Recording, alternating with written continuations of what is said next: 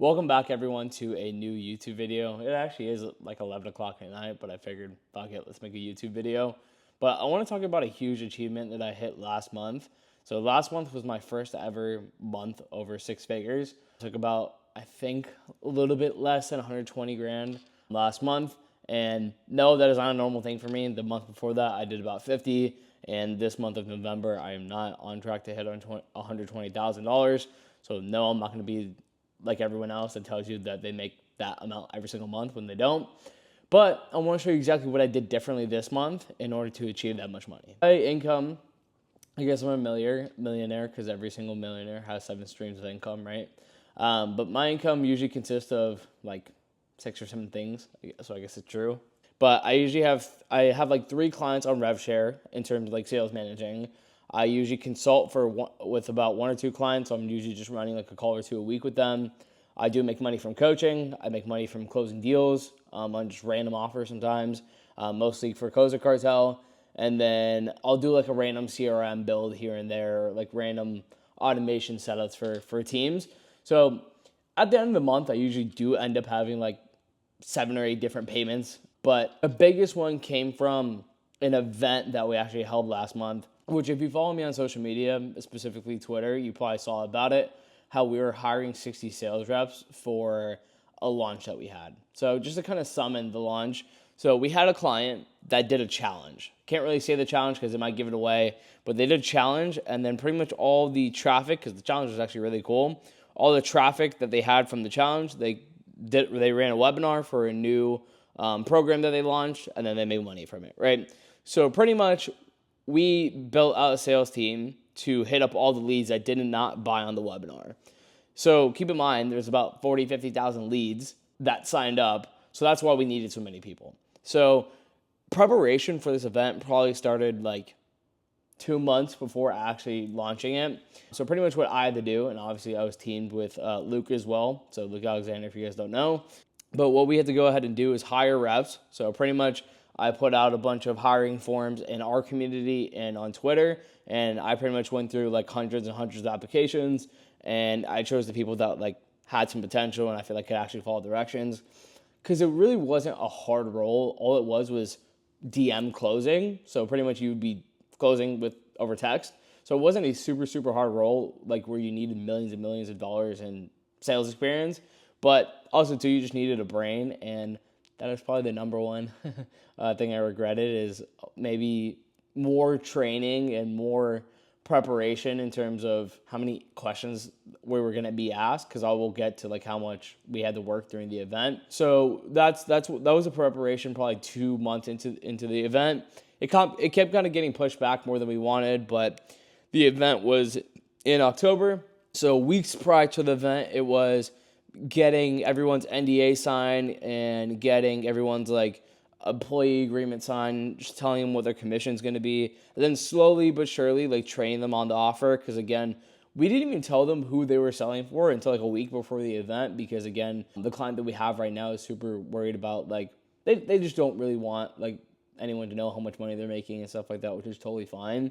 The first few weeks again was like onboarding everyone, getting NDA signed, so getting them inside the CRM, getting them inside the Slack, getting them access to all the resources, so payment links and all that great stuff.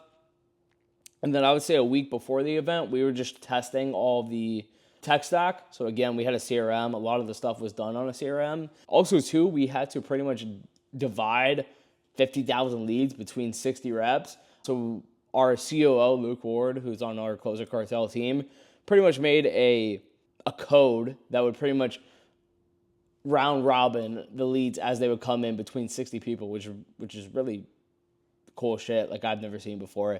So that's what we did leading up to the event. And then after that, it was just getting on trainings with the guys.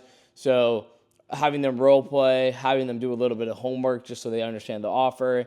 And then when it came to like days before the event, it was stressful shit. Some stuff broke, some unexpected things happened. Like I think 24 hours before the event, we were told that everyone needs to, by the other team, that everyone needs to move all of their contacts that they have inside the CRM over to WhatsApp individually. So imagine you get 600 leads and you have to go inside of your WhatsApp and add everyone as a contact individually. Luckily, like halfway through the day, because people were like halfway through the day and they were only at like 100 people when they had like 600 people to add, we found a loophole that would allow you to add all of your WhatsApp contacts into an iCloud, and then you could import that into your contacts for your iPhone, and then you had to import your iPhone contacts with your WhatsApp contacts. So like it was a whole fucking mess, but it ended up working. And then days with the event, it was just some crazy shit. So it wasn't even crazy as in like things were breaking, but just crazy as in like my brain was on another level, and Luke as well was just on another level of like, I don't even know how to explain it, but like we were up the first night of the webinar from pretty much working for, obviously I was up the whole day, but I was working from pretty much 8 a.m. when the webinar happened all the way to 5 a.m. that night with 60 sales reps on Zoom answering question after question after question, which is what we signed up for. But like my brain at the end of that day was probably the most fried I've ever felt in my whole life. Like imagine 60 people reporting to just one or two people, because me and Luke would like take turns, and it's like usually the same question over and over again of like, oh, where's this payment link? This guy said this, what do we do? This person needs to pay on the 15th, what do we do? This, that. And I'm not saying that's an issue from the sales reps. That's exactly what we signed up for. But next time, literally what I'm going to do, because what a lot of sales reps would do is they would mute the Zoom call, and then they would ask a question whenever they needed to, but that question had been answered like 15 times. So what I'm going to do next time is pretty much make an AI chatbot. So every time a question gets answered and we get an answer for it, you put it into the chatbot. So whenever anyone has a question, they just ask the chatbot instead of me for the 15th time. So that's the number one takeaway that I'm 100% going to do. Also, number two takeaway is maybe an IQ test, like genuinely, because following directions seemed like a very, very, very tough thing to do during this event. But again, that day of the webinar, from pretty much 8 p.m. to 5 a.m., we were all working on Zoom for that long. And then we woke up around 10 a.m. the next day, started, and then we sold from pretty much 10 a.m. to 12 p.m. the next day. And again, the same shit. Zoom. We sat on the couch all day and we just asked questions. It was actually really, really cool too as well. The team that we were working with actually rented out an Airbnb for our actual sales team. So we have an actual sales team of 6 people. Of course, we had the event team that we hired, the other like 54 or whatever. But we had an event team of 6 people. We have an actual team of 6 people. So they all flew to Miami. And it was a great experience. They all get to stay here in Miami for like 9 days. But we were either working here at our places or at that Airbnb. So we would just drive back and forth. We'd be ordering food there. We would be on Zoom all day, every day. And don't get me wrong, this is a thing that I'm gonna remember forever. It was definitely fucking stressful, but that is a thing I'll always remember. But again, first day, 8 p.m. to pretty much 5 a.m. Next day, 10 a.m. to like 12. And then I think the next day we took off.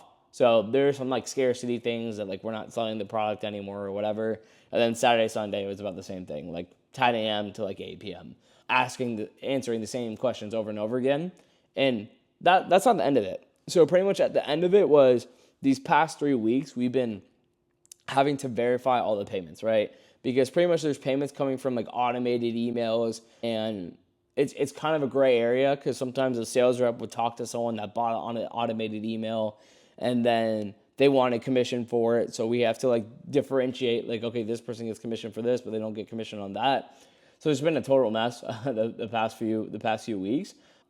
But yeah, that's how the event looked. It was a lot of preparation. I'm actually really proud of myself too, because when it came to school like projects, I would always push off shit to the side. But luckily, I was like actually disciplined on this stuff, and actually this makes me money as opposed to school.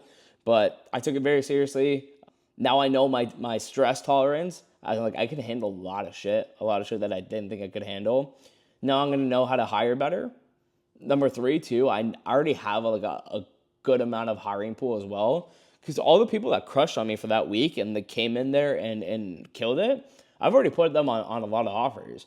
Like the people that like stood out to me, like, holy shit, this guy's competent. I've already put on one of my offers. I've given another offer. And there's so many people like that as well. I would say other takeaways, tech breaking is a huge thing that really screwed us. So we're gonna figure out that. Again, I guess IQ test, because dude, we're like yelling at sales reps for like not wanting to be paid. They won't like send us their invoices and their proof of all their payments in order to be paid. So I guess that's the thing we gotta look out for, look out for, that some people just don't want to be paid what they're owed. What other takeaways? I would say definitely AI chatbot, tech breaking, more trainings before, IQ tests, probably getting massaged before that week because my body was fucking dead after that. Now I'm going to have a better pool to hire from. Those are the really big takeaways, but like that's where a majority of my money came from. I'd say probably like 40K came from other stuff, and then the rest came from that. So really, really solid month. Now I know that what I'm capable of. Now I have a fucking great case study, so I can bring this to other teams and do the exact same thing. But yeah, grateful that I had the opportunity to do something like this. I can't say the number that we collected, but it was in the seven figures in 1 week, which is fucking crazy to think about. And also, too, like we feel like we could have done so much better, too. It was a great experience, but I just want to kind of make you this video and show you, like, if you get the skill set necessary with sales, like 8 months ago, I was just a closer. And then I moved into a manager. And then I started taking coaching more seriously. Then I got opportunities like this. And now I can say that I led a sales team of 60 people. Like, it's crazy to think about. But yeah, shit can move quick. And when this year started, did I ever think that I was going to have a 100K month by the end of the year? I had the goal out there, but I didn't know how serious it was going to be, but it fucking happened. And now 100K is the new standard. We're going to see how long I can sustain that. Again, I'm not going to hit it in November, but maybe December, who knows. December is usually a slow month for info products, so maybe January, but have a lot of other exciting shit on the plate soon, and I'll keep you guys updated on what that looks like. But appreciate you guys tuning in, and I'll see you guys in the next one. Peace.